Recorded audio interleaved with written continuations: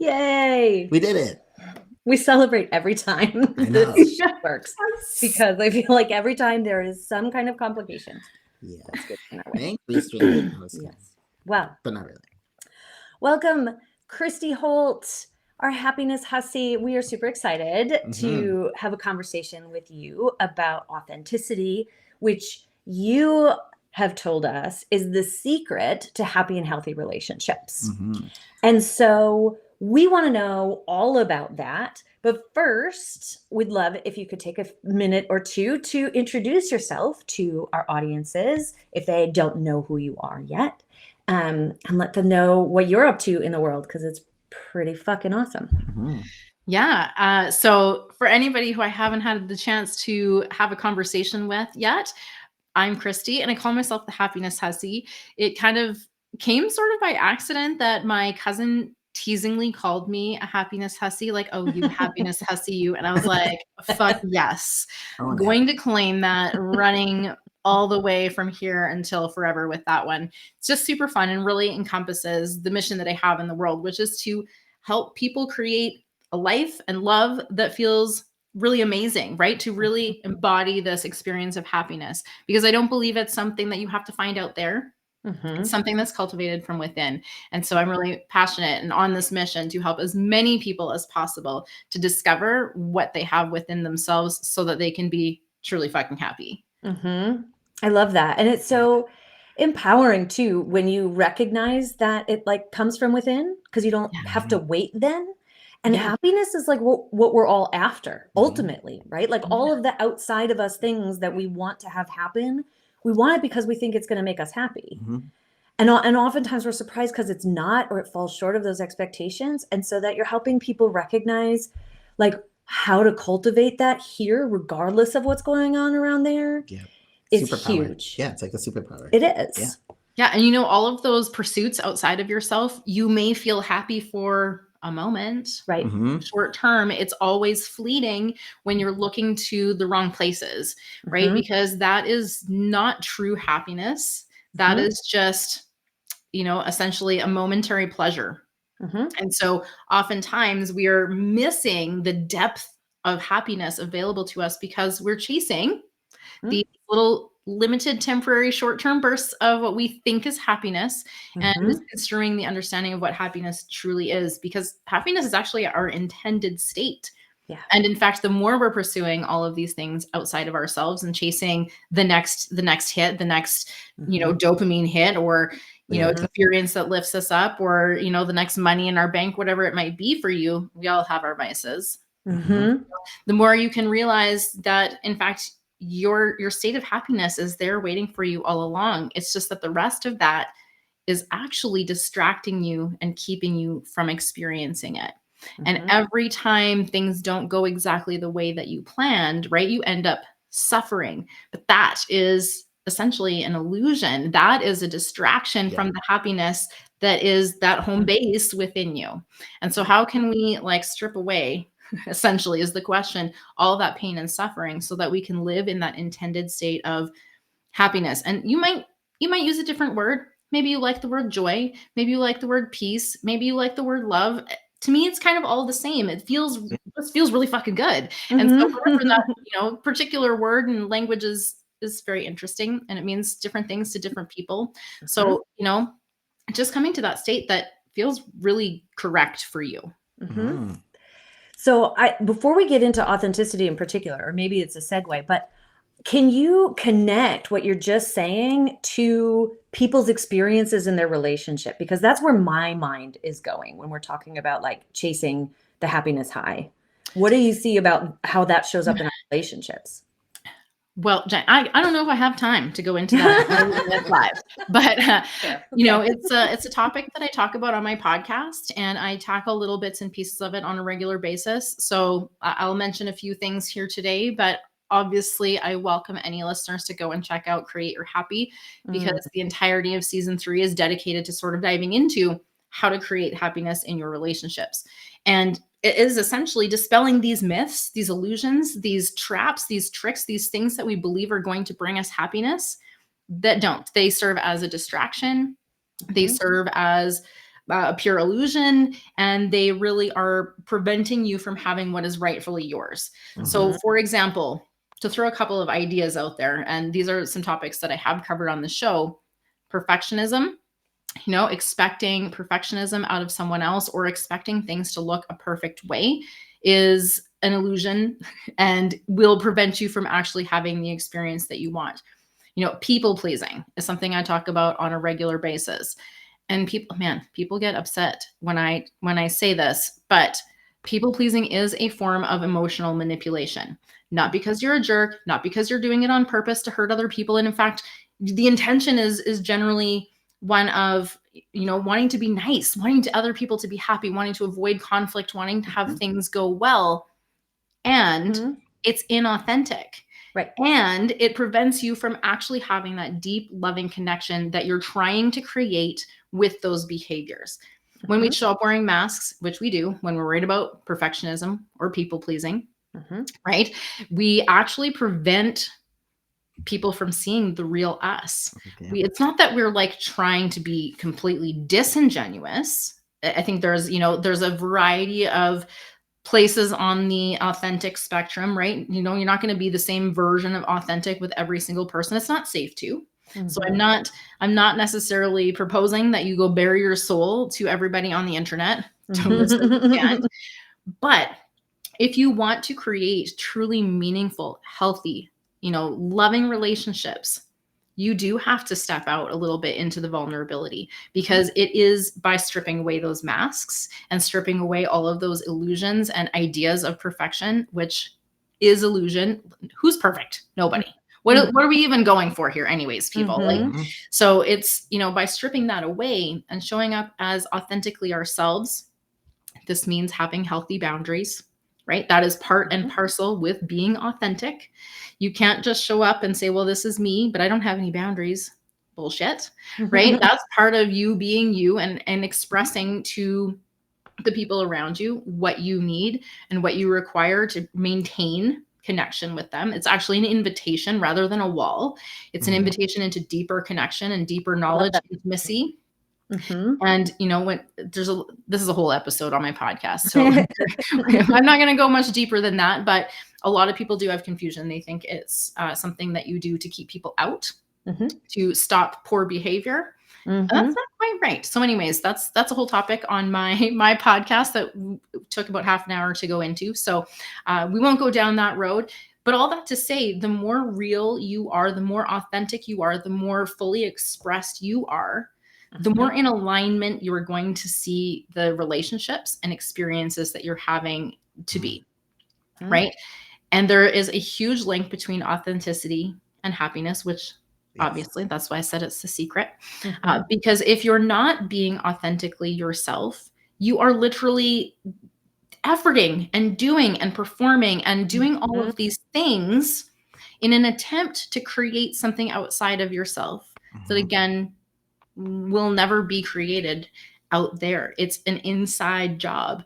And so really coming back to this authenticity is how you can start to create things from this space that actually is that space of happiness. It means that you are going to start creating healthy, aligned, loving relationships. You'll have the clarity of this is for me, or this definitely isn't for me. And with that clarity, you'll know exactly what to do, right? You'll know exactly what steps to take and exactly which relationships are going to work and which ones are not. You're going to be able to discern which ones you're safe to be yourself with, right? Those people who actually are accepting versus maybe other people who aren't so happy and are projecting their shit all over, right? Because that makes it really hard. And when you can start to identify, like, actually, that's not aligned for me, as I did in my past relationship, it just became more and more clear. This is not aligned for me. And I had to do something different. I chose myself. I worked on myself and I found this place of happiness within myself. And then lo and behold, like fucking magic, I met the most incredible human who had no intention of changing me. He was confident and accepting of himself. He knew he was already whole. I knew I was already whole. I was accepting of myself, flaws and all, right? Which requires a certain level of of real acceptance and really like allowing yourself, right? It's an unattachment to society's expectations and the measurements of performance. And again, this kind of comes back to the people pleasing a little bit, because we have been conditioned to show up and perform in order to what we think we're going to get is this love and acceptance and validation from other people. And the truth is that's not a trustworthy source to be seeking those things from. And it's always going to fall short, especially, and here's where this secret really, really ties in, especially when you're not actually being completely, honestly, totally, authentically, unapologetically yourself. Because what happens when they say, oh, I do like you, but you haven't even been yourself, there's this Who do gap. they like? And you're like, well, if they knew the real me, though, I don't know if they would see me the same way. And so that actively sits as a barrier between you and that love that you so desperately want to create. And you deserve it, just going about it the wrong way. Totally. Well, so you said at one point, I mean, all gold, Christy. And there was one string that I really want to pull on, because as we work with couples who, like both partners want the relationship to work, and absolutely a lack of authenticity, right? The people pleasing, the lack of boundaries, the lack of like transparency, the mask wearing, the shoulds, the programming, like all of it. That's been usually a part of their relationship for a long time. And 100%. It creates this barrier between them that's keeping them from the love they want and deserve. And one of the things that you mentioned is that it takes risk showing up authentically. And that it so often is where we see so much resistance come up. Because there's fear. Because like, it's been this way. They've known me this way. This is how we've managed and what we expect. If I show up authentically and change things, not only am I gonna rock the boat, but I could lose them. They could not choose me. And so it's like how do you support people in moving through the fear, the terror sometimes? Because it's like my whole life could fall apart when it comes to relationship, family, long-term marriages, of like pivoting into greater authenticity and integrity so they can have greater love, but like really risking so much by doing that when they hadn't started out that way. Yeah. You guys, if you would have talked to me a decade ago, I probably would have very confidently told you that one of my top values was certainty. That's how attached I was to everything remaining exactly as it was, so that I didn't have to be afraid. And I'll tell you what that did for me. Nothing. What it did for me was it kept me stuck in my so-called comfort zone of familiarity, which actually kind of sucked. And, when we're in that comfort zone, we can rationalize it. We can justify it and say, well, it could be worse. It's not that bad. I don't know if anybody out there listening has uttered any of these statements, but like, I don't know what might happen if, right? That uncertainty really keeps us stuck. And here's the real situation with the uncertainty is that the magical things, the dreams that you have, the opportunities and possibilities that, your soul is fucking longing for, they're not there in that familiar zone, right? They're not in the comfort zone. They're outside of it. And so as long as you stay protecting yourself in what is known, they do say the devil is better and safer than the one you don't know. And so a lot of people do subscribe to that line of thinking, hello, me 10 years ago. Same. But it's so limiting, and it stops you from having the dreams come true that your heart is longing for. And so I talk a lot about people feeling stuck. And when I talk about this stuck feeling, it is essentially this knowledge that you are here in this so-called comfort zone, which generally is terribly uncomfortable, but nonetheless, we know what it is. We know what to expect. It's a known discomfort. It's a known discomfort. It probably sucks. And we have this vision of what it is that we want to create, this dream, this thing that we feel like, oh, that would just light my fucking soul on fire if I could do that or create that or have that experience.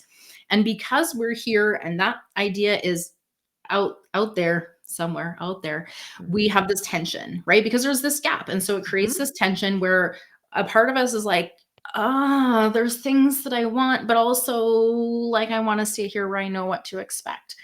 And so that is what creates that sensation of what I call like feeling stuck. Now, you have some options when you observe that you're feeling stuck, right? You always have choices. And the tricky thing is, and people might come at me at this one, so I'm just going to nip it in the bud right now, is that when you're really in survival mode, you often don't see that you have any choices because safety, essentially dictates that you just stay where you know what's what, right? Instead of risking your ass, putting your ass on the line, you just hold down the fort and hope for the best. Right? Just like you said. And I think too, at the same time, a lot of people think about self-sabotage as something that they're doing to actively get in their way. And this comes back to safety too. So I just wanted to kind of throw that in there as well. It is ultimately about creating safety for yourself. No one's like, I'm going to wake up in the morning, I'm going to fuck things up today. Literally no one. So if that is sort of a recurring pattern and or you're just remaining stuck and don't see a way out, invitation to do this looking at yourself. And I will say, in my relationship, the turning point for me was sort of like this aha, like holy shit moment. I'm the common denominator. And that actually shifted the power away from the things out there that were terrifying and out of my control, like my ex-husband at the time, that despite my very best efforts, I will say, did not work. None of it, was creating any effect. It wasn't actually getting any results as far as improving our relationship. I spent a lot of time hoping, praying, wishing, dreaming, finger pointing, and a bit of venting and complaining, if I'm really honest. And none of that did anything. It literally didn't move the needle one fucking millimeter. It doesn't. And I realized at this aha moment, I'm the common denominator. I'm literally part of all of my problems. And I'm also the common denominator in all of potential solutions. And so I did the only thing that at that point I was like, well, shit, like actually, the only thing I can do is change myself. Yes. As the only person that I can actually do anything about. So if you're in a relationship where you're at this space of you're feeling really stuck, things really aren't working, maybe you tried couples therapy and that went to hell in a handbasket, whatever the case is, a lot of times it's keeping us focused on the problems and on the things that are outside of ourselves, which is a distraction, right? Tying right back to the start of the conversation. Right. The only thing that you can do is focus on shifting yourself, focusing on opportunities, possibilities, solutions that exist. Number one, you probably might need to get out of survival mode thinking so that this can open up, take the blinders off, allow you to see the greater possibilities and not respond from that fear like we talked about, so that you are actually consciously choosing who you want to be and what you want to create. This is you in your power. This is your superpower to show up and say, like, this is the intention that I'm setting. This is the kind of relationship that I want to create. And yes, it might not work out. It might not. It didn't for me. The more I got, to this place where I started taking my power back, the more it became inherently clear that it was not in alignment for me to stay in that relationship. And that was scary as fuck. Yeah. Like literally the scariest thing that I have ever done. And up until that point, I really was pretty hell-bent on staying and keeping my family together. I had three children. They were young, all under 10. I didn't want to break up my family. There's so much pressure and so much, concern with what that would do and what that would create for them. And staying where I was and teaching them that was normal was also not okay. Yeah. And so I made that incredibly difficult. It was, I think, the most difficult decision that I have ever made in my entire life to leave, knowing that if I went first, if I was able to model to them what choosing myself and choosing happiness and creating that by leading the way, not by martyring myself to make other people happy, which does not work. I know we've all fucking tried. It doesn't really work. If it does, it's so temporary that it just leaves us in a cycle of frustration, resentment, disappointment, bitterness. Yes. So choosing myself, I made that decision. I left. It was absolutely, for me, the best possible outcome because I got that relationship that I truly wanted. And that was worth I'll tell you a really dark time in between, but it was worth it in the end, because if I hadn't, I would still probably be there. I don't even know if I could have withstood it, to be honest. Yeah. And this is the thing, we are the only ones who are ever going to know when that right moment is, where we just, that's it. I can't do this anymore and I have to do something differently. We need whatever that spot is for us, and it's going to look different for everybody. We need to hit that spot where we're like, I gotta do something different. Otherwise, that comfort zone, again, it sucks, but we know what to expect. And so it's kind of cozy there, despite it being kind of like hell on earth.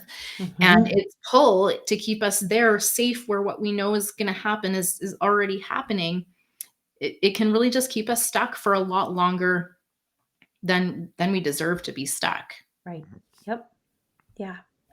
You know what really strikes me is that the path to happiness, whether your relationship stays or not, is the same, right? Like it starts with you and doing your own work and showing up authentically and taking those risks. And then either you get evidence that your partner is able to like step up and meet you, which is what happened in our relationship, right? Like I was the one who was like, well, I got to stop pointing fingers. I got to change me or this isn't going to work. And then, but as I did and took more ownership of myself, like Cal stepped in and leveled up, right? And so that worked. And we see that with a lot of our couples. I've seen that as well. But either way, like you still have to do that self-work first to either find out if your partner's going to join you or find out that they're not, and have more clarity around what you need to do now. Around what you need for your own happiness. Yeah. And ultimately it's an exercise in self-discovery that leads you to this place of, well, who the fuck am I? Right. When I was in this terrible, shitty situation, I like to say that I was suffering from what I call very lovingly just aboumitis, which really was a term to say that I was a mother and I was a wife, and I didn't know who I was outside of those main roles. Sure. I had really lost track of who I was. You know, before I had children, I was a professional accountant. So I had that label. I had value to the external world. And then I became a stay-at-home mom, which I won't go off on this tangent because the patriarchy. Yeah. But my value, you know, this validation that I had been receiving from the external world was like immediately gone. Listen, children are not the best source of validation and gratitude. You're kidding. I know, you might know this. Notice that with ours. You might notice if you're a mom or a dad. And like I said, I just, over this time, started to inquire, who am I? Right? Who am I outside of these roles? Because at some point in life, well, I was hoping I was going to be, you know, that wife role was going to last a little longer, if I'm honest. But at some point, I was going to be less involved in those particular points in the journey in those roles. And I just wondered who I was going to be when that was going to be shifting into the next stage. And it was a long ways off, but nonetheless, I felt kind of empty. And again, I think it comes to this stuck feeling because I felt like there was more. There was something missing.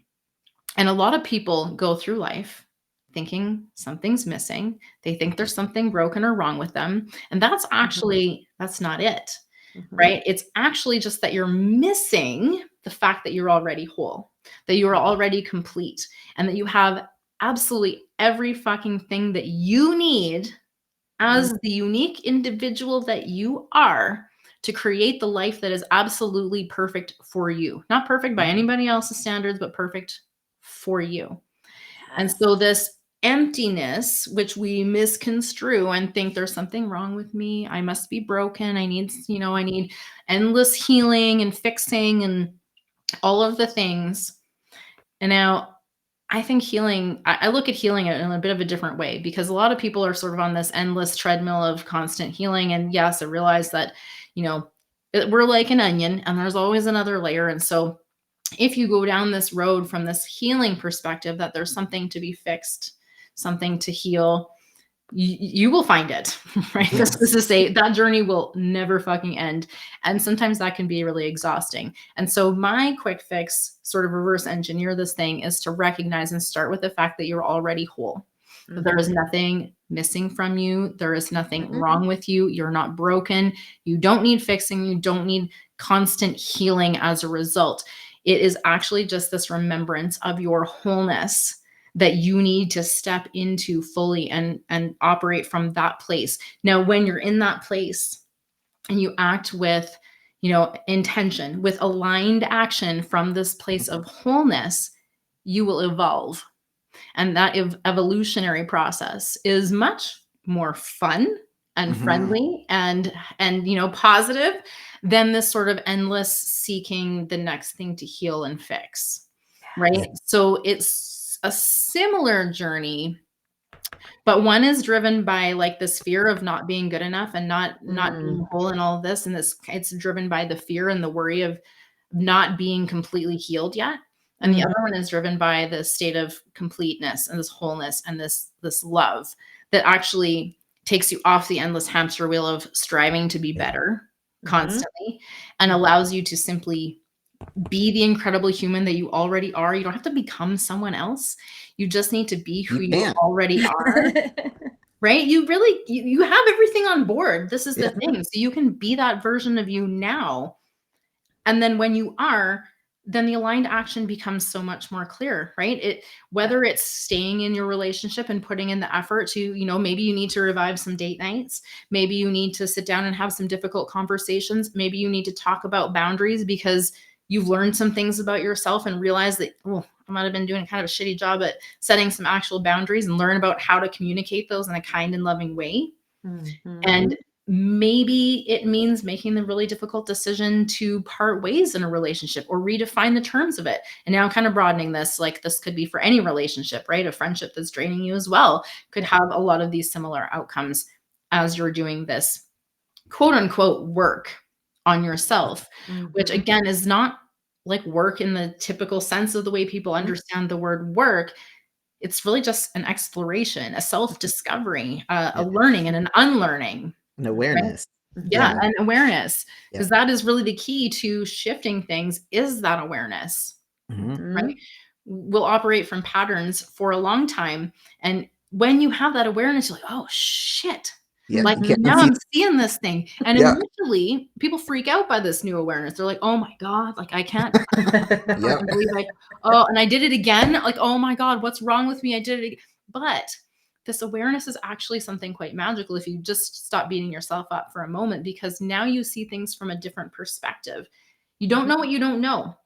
But now that you are seeing it, even though, yes, it might slap you a few times before you're like, I gotta do something different.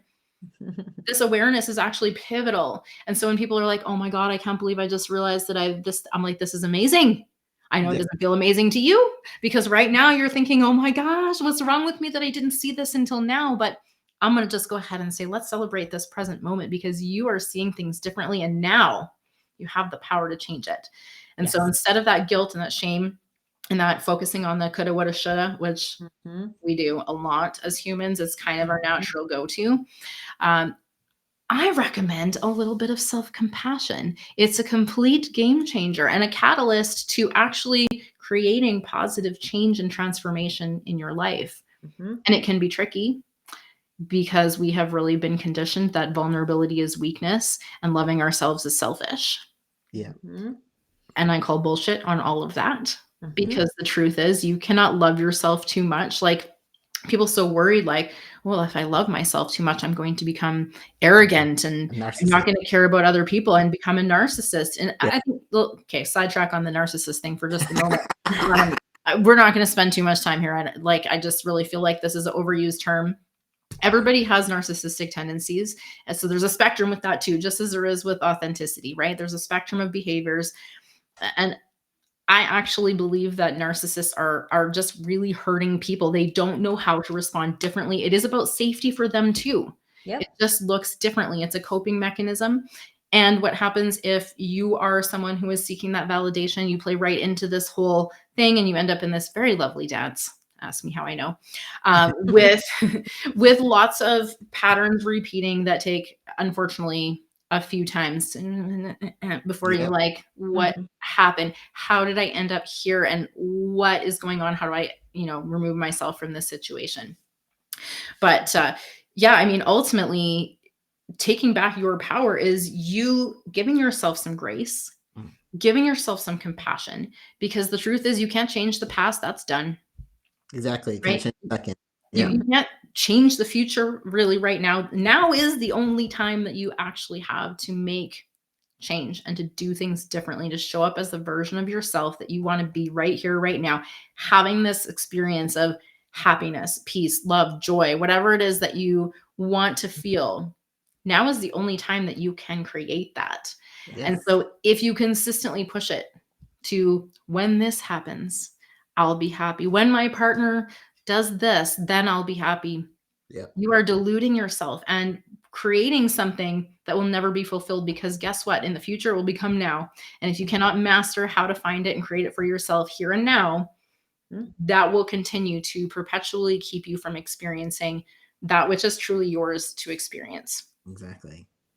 So when people, because you kind of talked about how, so when people get good at this and really embrace and start living from their authenticity, like what can happen for them? Magic. Can you have any good like juicy examples of like when you really can crush this, like where like the dark depths you can be in, like what happens when you get good at it?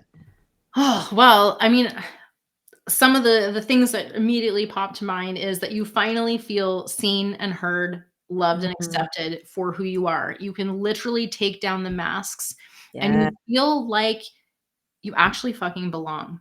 And so just this real quick sidebar on fitting in versus belonging, right? Because that's a confusion Mm. we often have. Belonging means that you show up as your whole authentic self and people accept you as you are. Whereas fitting in means you're contorting yourself, molding yourself, trying to Mm-hmm. fit in literally with other people by being like them. So belonging is the sense of being accepted for who you are and finding the people that love your weird ass self, right? Just Mhm. for who you are. You don't have to pretend to be anyone else. The other things that I would say is that you feel more confident naked, both physically and emotionally. Yeah. This ties to that vulnerability piece, that willingness to Mhm. share those weird things. Like, listen, everybody's human. There's a lot of stuff that we normally do and a lot of stuff that we've been really conditioned to hide away, as it's like, oh, we don't talk about Right. sex. Oh, we don't really talk about bathroom things. Oh, we don't really talk about periods, right? Like there's all these like weird taboo things that are like every fucking human is dealing with this in Exactly. some shape or form. Why are we Mhm. pretending this is some weird thing? Mhm. And so as we do this work and get more comfortable with being our authentic selves, yeah, we can feel better naked, which obviously equates to a little bit more space in the bedroom, right? Mhm. More intimate, more deep conversations, a more connected, Relationship. relationship where Yeah. you feel like you truly can share all of your thoughts with that person. And, without risk of repercussion, right? And Yeah. that's where the vulnerability piece gets sticky, because if you haven't had the experience of being accepted when you've shared some of these things, when, for example, from personal experience, the other person has not got to that place of emotional intelligence where they can handle difficult emotions. It's really about them, but you can end up shutting down because they're not a safe space.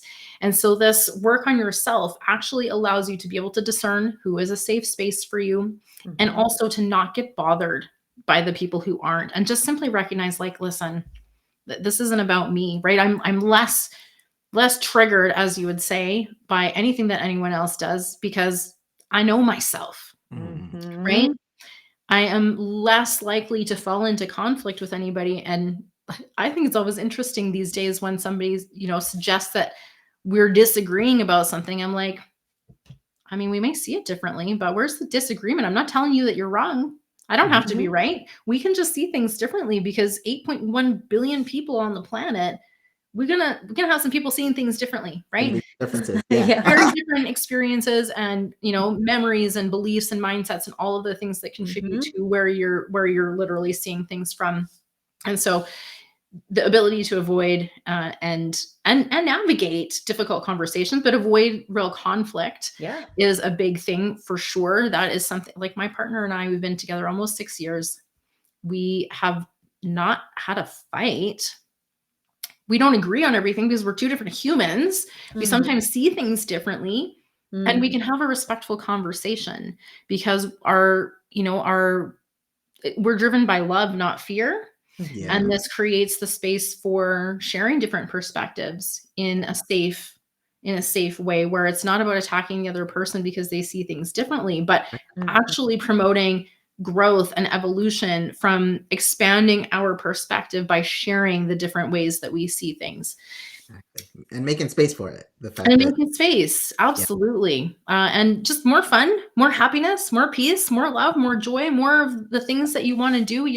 The way I see it, you're like, having this human experience that you literally get to create whatever you want. And if you're not, I invite you to explore that, because the truth is you do get to create, you do have choices. And when you get out of the survival mode, you start to see, holy shit, there are endless possibilities and opportunities available for me to do things and create things and experience things, and really just leaning into the adventure and the journey of this human experience. It's so fun and it's so fascinating. I love that. Yeah. Yes. Oh, Christy, how inspiring, right? Like just listening to the energy of you talk. It's just as like truth bomb after truth bomb after truth bomb, right? Like and so I've so been through some shit, powerful. Jenny. I've been through some shit. I get it. This Yeah, is why I can be here today and share this stuff, we because get I've been through some stuff and I've seen two sides of this coin, and it just, I just feel so called, like it's like my part of my purpose and mission to share what I figured out with other people, whether they take that information and use it. That's I'm not attached to that. So if anything I've shared here today rubs you the wrong way, or maybe it's intriguing or something just completely like, holy shit, I've never thought of it that way, or I've never heard that, I just invite you to try it on. Just try on the idea, see what it would mean for you. Play around with it. If it fits, cool, keep wearing it, see what happens. If it doesn't fit, that's okay too. I won't be offended or upset if you think I'm full of shit. It really does not bother me at all, because I have been through some shit already and I know who I am. That's right. One of the perks of authenticity. It is totally the perk. And yes, exactly. Not worrying what other people think or have to say. Not letting that throw you off, especially as, if anybody out there owns their own business, we know how tricky that imposter syndrome can be to keep us from expressing ourselves and saying the things and creating the visibility that we truly feel on our hearts to share, so that we can actually make impact in the world. This authenticity piece is going to serve all kinds of relationships, not just, your romantic relationships, but the ones you have with your kids, the ones you have with your parents, the ones that you have with your body, with money, with your business, with your coworkers, with your boss, with your grumpy neighbor, with the trolls on the internet, literally with everything. And so when people say like, oh, well, like, what are the outcomes? Well, literally every fucking thing could be exactly as you dreamed if you start making these shifts from the inside out, because that puts you in the driver's seat so that you literally can create the experiences that are perfect for you. Yes. Well, for those who do like resonate with and love everything that Christy is saying, like we do, how can they get in touch with you? How can they work with you? How can they learn more or receive more of this amazing message that you have? Yeah, I have lots of resources available for people. Of course, my podcast, Create Your Happy, you can find that wherever you listen to or watch podcasts, chock full of nuggets around relationships from an empowering point of view, so that you can actually start taking practical action steps to make it different, like today, or like, right now, right? This now moment. I also have a number of free offerings and courses. I offer one-to-one mentorship in a number of different formats. So depending on where you're at in your journey, I might have a different recommendation for the first step that might be right for you. You can find out a little bit more about me and the things that I offer, as well as my books and my freebies, all on my website at coachchristyholt.com. And the other thing that I was just going to say is that I obviously hang out here on Facebook. So if you want to connect, I would be thrilled to connect with you. And I love to drop little nuggets and bits of information from the podcast onto my social media channels. So if you're on social media and want to follow along, you'll get lots of juicy little ideas and things to try on. Awesome. Wonderful. Sounds Well, cool.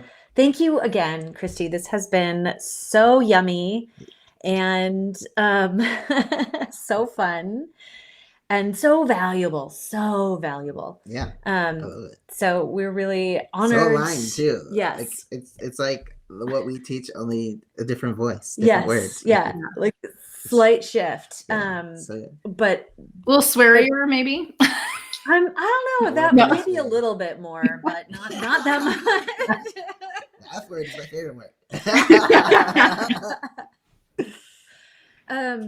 But yeah, like, just really thank you. Yes. Thank you so much for us and for everybody and anybody out there who watches this, because it really is such a gift just to be in the energy and receive the reflection of love and enoughness and possibility that awaits people when they like make the courageous decision. This is what we talk about a lot, right? Like, you've got to make that first courageous decision to take the journey. Yeah, to turn inwards, right? On the journey. And then like the places that you can go, the experiences you can have, just so much more and better than you can even imagine. And you are helping guide people there as well. And it's so needed in our world. It is so needed. So, extending a permission slip to anyone watching, listening, to take that first step, to, to risk it for the biscuit, if you will. Yeah. Because you are so worth it. You are so deserving of it.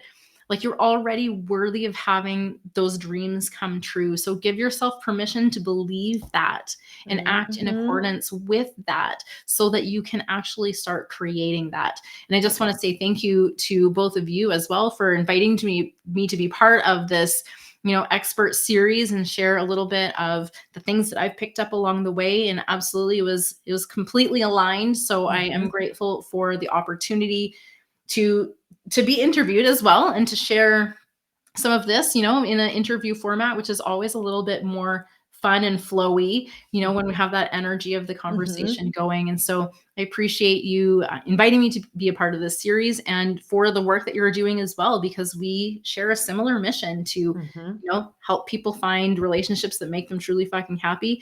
And the truth is, you don't find it out there. You create it from within. Yep. Awesome. I love it.